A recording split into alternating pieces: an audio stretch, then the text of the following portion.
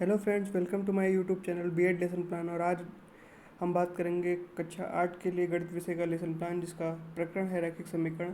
तो lesson plan के format में सबसे ऊपर हम लिखते हैं पाठ योजना संख्या, उसके बाद विद्यालय का नाम और उसके बाद ब्लॉक्स बनाते हैं जिसमें दिनांक, कक्षा, विषय, चक्र, अवधि लिखते हैं। और प्रकरण है आज का हमारा रैखिक समीकरण।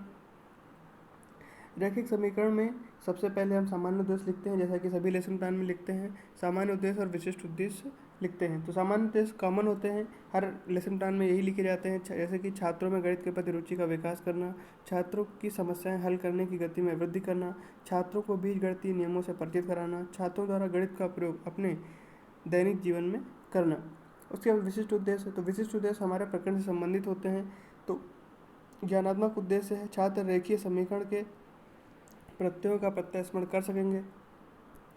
दूसरा है अवबोधात्मक, छात्र रेखीय समीकरण से संबंधित उदाहरण प्रस्तुत कर सकेंगे। तीसरा है कौशलात्मक, छात्र रेखीय समीकरणों से संबंधित प्रश्नों को हल करने का कौशल विकसित कर सकेंगे। और चौथा है अनुप्रयोगात्मक, इसमें छात्र रेखीय समीकरणों को प्रयोग करने की विधियों को सीख सकेंगे। उसके बाद बात करते हैं सहायक सामग्री की। सहायक सामग्री में रोलर बोर्ड, संकेतक, चौक, डस्टर आदि सामान आते हैं। शिक्षण विधियाँ, आगमन विधि, निगमन विधि। पूर्व ज्ञान क्या है, तो छात्र चर संख्याओं, अचर संख्याओं के बारे में जानते हैं। प्रस्तावना क्या हो, प्रस्तावना में प्रश्न पूछेंगे और उत्तर प्राप्त करेंगे। प्रस्तावना में कम से कम 3 प्रश्न, अधिक से अधिकतम 5 प्रश्न होने जरूरी हैं। तो प्रश्न है पहला, चर राशियाँ क्या होती हैं, तो वे राशियाँ जिनका मान अनिश्चित होता है चर राशियाँ कहलाती हैं। अचर राशियाँ क्या होती हैं, तो वे राशियाँ जिनका मान सदैव निश्चित होता है अचर राशियाँ कहलाती हैं। समीकरण या रैखिक समीकरण किसे कहते हैं, तो वे समीकरण या वे मान जिसमें एक या एक से अधिक चर राशियाँ हों उन्हें समीकरण या रैखिक समीकरण कहते हैं। और रेखीय समीकरण में चर राशियों को कैसे ज्ञात किया जाता है, तो छात्र निरुत्तर रहते हैं और यहीं से हम अपना उद्देश्य कथन प्राप्त करेंगे। तो उद्देश्य कथन क्या है कि छात्रों, आज हम रेखीय समीकरण के बारे में अध्ययन करेंगे। प्रस्तुतिकरण में ब्लॉक्स बनाएंगे, शिक्षण बिंदु, छात्राध्यापक क्रियाएं, छात्र क्रियाएं और सैंपट कार्य। तो शिक्षण बिंदु में लिखेंगे रेखीय समीकरणों की पहचान करना। तो छात्राध्यापक क्रियाओं में लिखेंगे छात्रों कोई 2 चर राशियां बताए, तो छात्रों से प्रश्न करेंगे तो छात्र बताएंगे x और y। तो किसी समीकरण में कोई एक संख्या का गुणा दोनों पक्षों में करें तो क्या प्रभाव पड़ेगा, तो छात्र उत्तर देंगे कि कोई प्रभाव नहीं पड़ेगा। फिर तीसरा है, क्या 2x+5/6x+1 = 5 एक रेखीय समीकरण है, तो ये समस्यात्मक प्रश्न हो जाएगा, तो इसका हम एक्सप्लेनेशन देंगे। तो कथन क्या है कि ax+b/cx+d = k को देखें तो इसमें a/b = b/d है। यह एक चर वाला समीकरण है, परंतु यह एक रेखीय समीकरण नहीं है, इसे रेखीय समीकरण में बदल सकते हैं। अब बोधात्मक प्रश्न देंगे 5x-4/3 = 1 को रेखीय समीकरण में बदलना है। तो इसको इस प्रकार छात्र क्रियाओं में 5x-4, तो ये 3 जो है इधर आ जाएगा, और 5x = 7, तो 5x-7 = 0, तो ये रेखीय समीकरण बन जाएगा। देखिए यहाँ पे ध्यान देंगे। फिर ax+b+c = 0, तो इसमें कितने चर हैं, तो छात्र उत्तर देंगे इसमें एक चर है।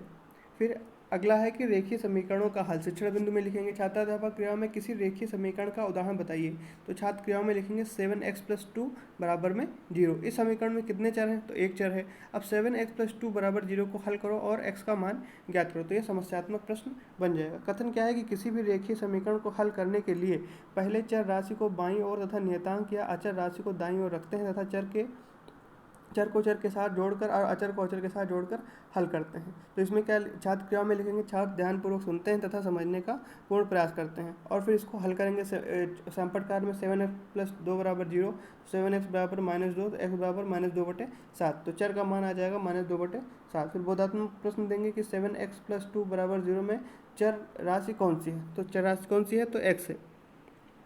फिर 5x+4x+5 = 3 को कैसे हल करेंगे, तो ऊपर चूंकि सिखाया गया है तो छात्र इस प्रकार हल करेंगे। इसको छात्र क्रियाओं में लिखेंगे 5x+4x बराबर, तो चर को एक तरफ अचर को एक तरफ, तो चर का योग 9x हो जाएगा, अचर -2 हो जाएगा, तो x = -2/9। फिर इसमें यहाँ पर शिक्षण बिंदु में लिखेंगे 6x - 2 = 3x+10 रैखिक समीकरण को हल करना। तो छात्राध्यापक क्रियाओं में लिखेंगे दिया गया समीकरण किस प्रकार का समीकरण है, तो छात्र क्रियाओं में लिखेंगे रैखिक समीकरण है।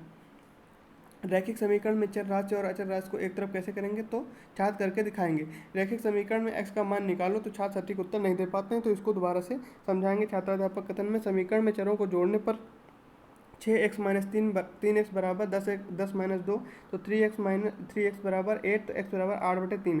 बोधात्मक प्रश्न। तो रेखीय समीकरण को हल करने के लिए सबसे पहले क्या करते हैं, चर राशियों को एक और अचर राशियों को एक और करेंगे। बाद में चर राशि के गुणांक को क्या करते हैं, तो चर राशि के गुणांक को अचर के हर से गुणा करते हैं। मूल्यांकन प्रश्न देंगे, रैखिक समीकरण किसे कहते हैं, रैखिक समीकरण का स्पष्ट उदाहरण दो। रैखिक समीकरण 3x+2 बराबर 4x-7 को में x का मान क्या होगा। गृह कार्य में समीकरण 3x+4 बटे 9x-7 बराबर 8/9 को हल करो। तो ये हमारा यहाँ पर रैखिक समीकरण जो है का लेसन प्लान कक्षा 8 के लिए ये ख़त्म होता है। आपको वीडियो कैसा लगा कमेंट करके ज़रूर बताइए, और वीडियो को लाइक ज़रूर करें और चैनल को सब्सक्राइब भी ज़रूर करें।